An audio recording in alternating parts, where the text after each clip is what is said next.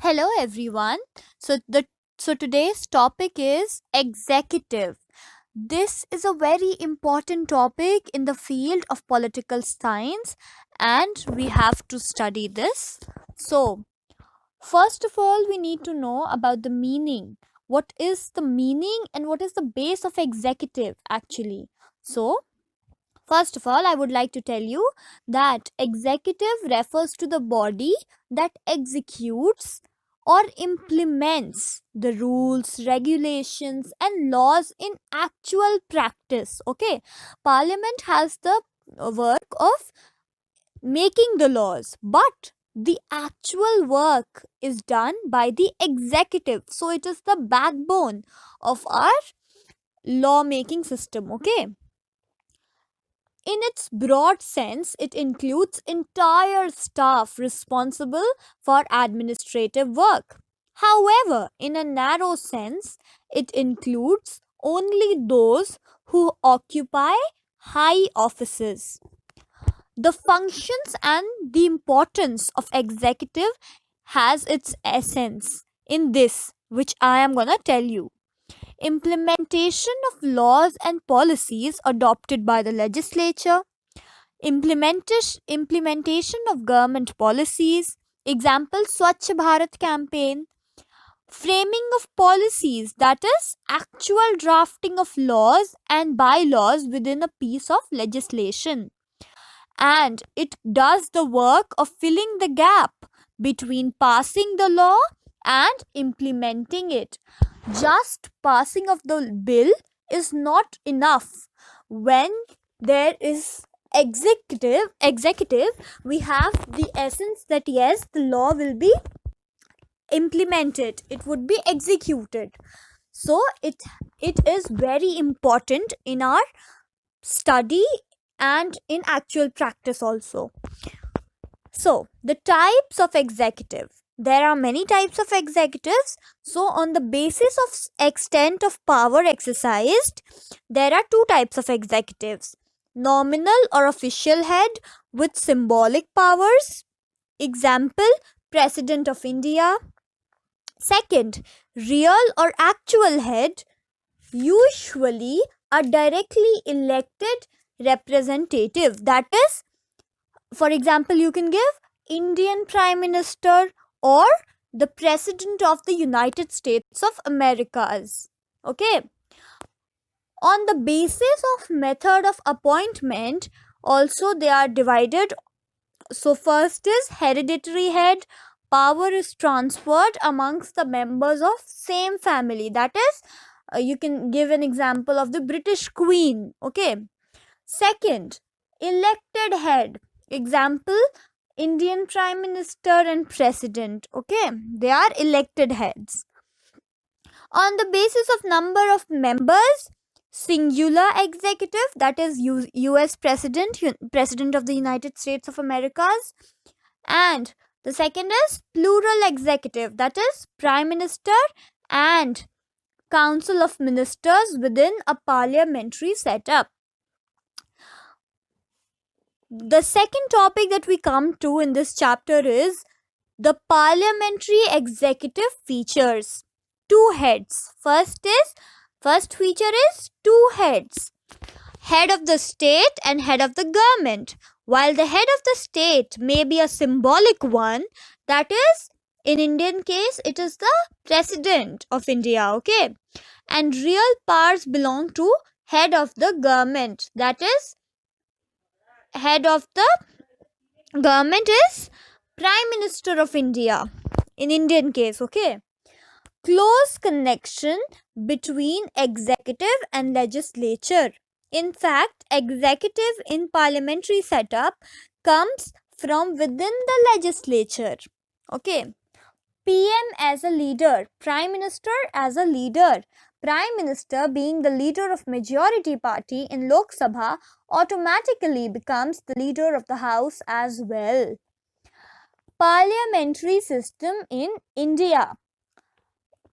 It consists of President as the official head and the Prime Minister and his Council of Ministers as the real head.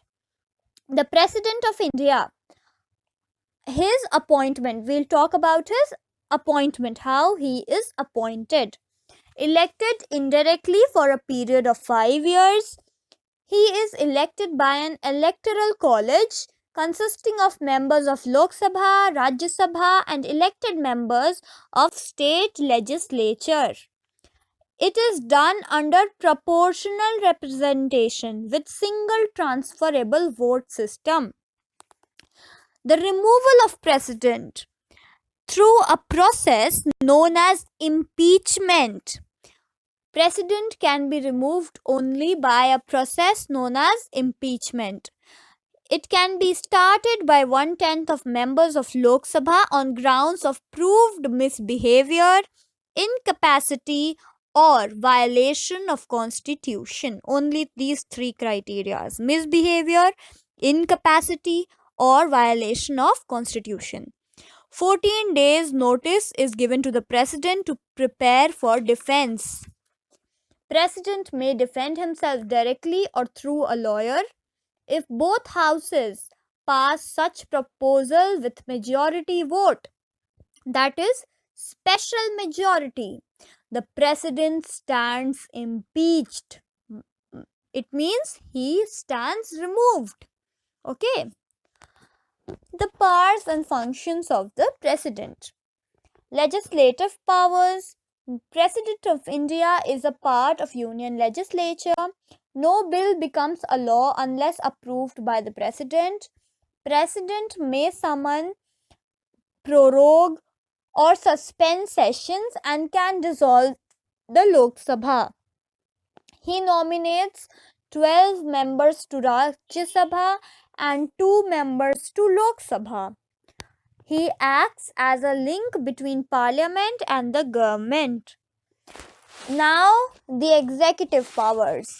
President is the head of the state in India. All official functions of India is done in the name of the president. He is the head of the executive and every appointment is done in his name. He is the chief administrator of union territories. He issues ordinances when the parliament is not in session. Judicial powers. President appoints judges of high courts and Supreme Court. President has the power to grant pardon, reduce or commute any sentence awarded to any person under any law within India. And the President of India enjoys legal immunity. Military powers. President is the supreme commander of the armed forces of India. He appoints chief of army, navy and air force. He can declare war or peace with countries. Emergency powers. President may proclaim 3 different types of emergencies. National emergency under article number 352. When security of India or any part thereof is under threat due to war, external aggression, armed rebellion, President may proclaim national emergency. Under this, the federal system changes into a unitary one. And we have proclaimed emergency thrice. You should know this, that India has proclaimed emergency thrice. First in 1962, 1971 and 1975. So 3 times we have proclaimed emergency. President's rule over state. Article number 356. When governor of a state reports to the president that the state government is not working according to the constitution, president may impose his rule over the state. In this case, president takes care of the state with the help of the governor. Financial emergency. Article number 360. If President of India feels that financial stability or credibility of country is under threat, financial emergency can be imposed. Under this, all financial decisions are taken by the President. Discretionary powers. President has the right to be informed of all important matters and deliberations of the Council of Ministers. In the parliamentary system, President is the appointing authority of the Prime Minister. But in case when no single party gets clear majority in Lok Sabha, President can decide about the group which will form the government using his discretion. President can ask the Council of Ministers to reconsider the decisions if it is not in the best interest of the people. The President has the veto power to withhold or refuse assent to a bill passed by the government. There is no mention in the Constitution about the time limit within which the President may send back the bill. This simply means he can keep the bill pending with him without any time limit. This is known as pocket veto. So, this special power of the President is known as pocket veto. Now we come to the Vice President of India. His appointment is done in the same manner similar to that of President. Members of both houses of Parliament elect the Vice President for a period of 5 years. Removal through a resolution passed by Rajya Sabha and approved by Lok Sabha. The Vice President can be removed. The powers and functions of the Vice President: ex officio member of Rajya Sabha, takes over the office of President when there is vacancy by reasons of death, resignation, removal, or otherwise in the office of President. Acts as President till the next President is elected. Now we come to the Prime Minister, the actual head of Indian state. Appointment. His appointment is done by the President. President appoints leader of majority party in Lok Sabha as the Prime Minister of the country. His powers include: the Council of Ministers come into being only through the Prime Minister. The death or resignation of the Prime Minister automatically brings an end to the Council of Ministers.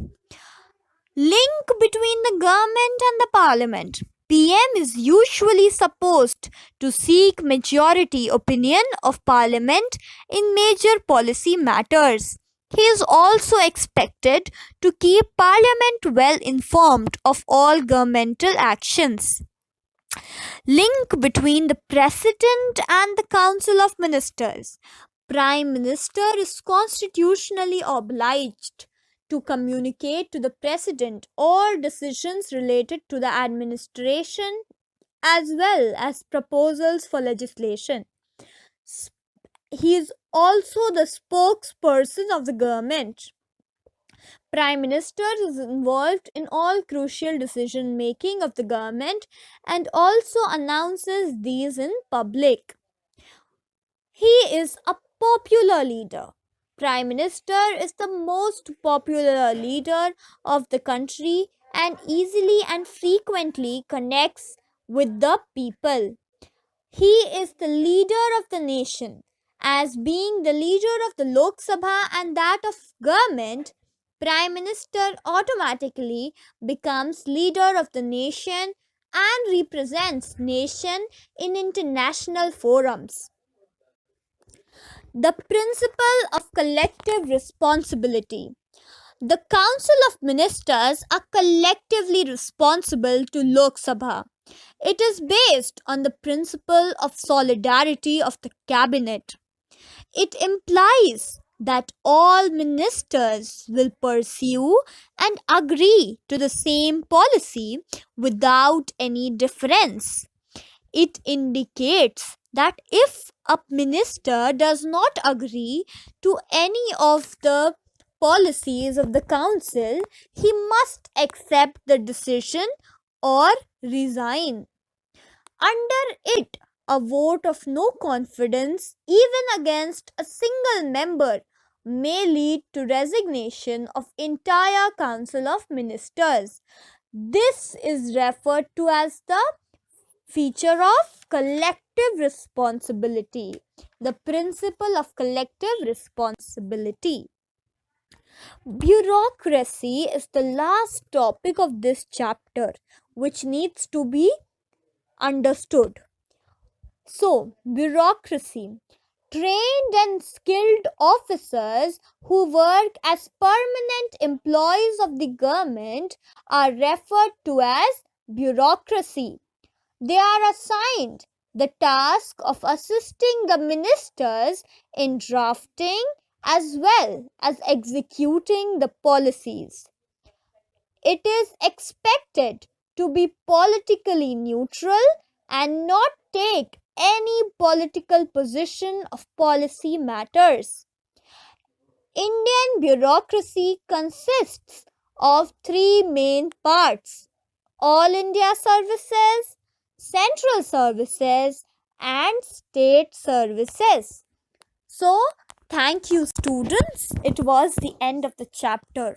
Finally, we have completed the chapter, and I hope you all had a happy learning. Keep studying and keep revising. Thank you so much.